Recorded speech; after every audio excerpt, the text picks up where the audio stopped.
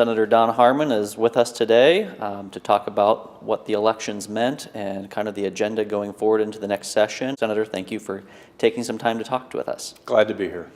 So on Election Day, the voters ultimately put Democrats back in control of the House and Senate, also in the governor's mansion. There's been a lot of talk about what this means and what voters want to see. What do you take away from the message from the electorate? Well, obviously, having watched the election unfold not only here in Illinois but also nationally, voters are still anxious. They're upset with the current economy, and they'd like to see improvements. And I think the message that we need to take from that is that the voters want us to govern and to govern responsibly. They want us to create an atmosphere in Illinois that creates jobs and puts people back to work. And they want us to put our financial house in order, get our budget balanced, and find ways to do so.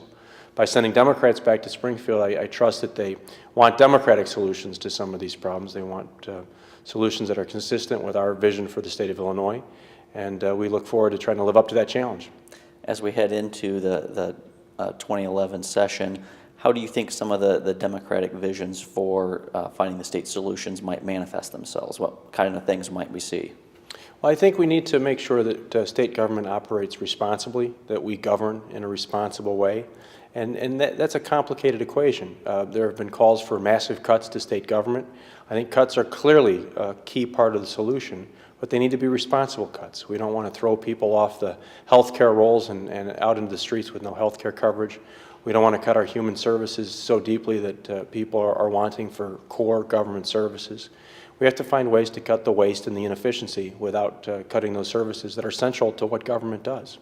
There's also been a media and a reformer drumbeat for continued transparency and accountability. What reform measures, if any, do you think might come up in the next session? That's an interesting question.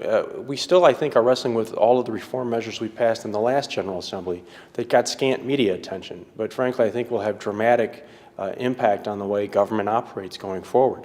I think we're going to have to watch very carefully to see how those reforms are implemented in practice.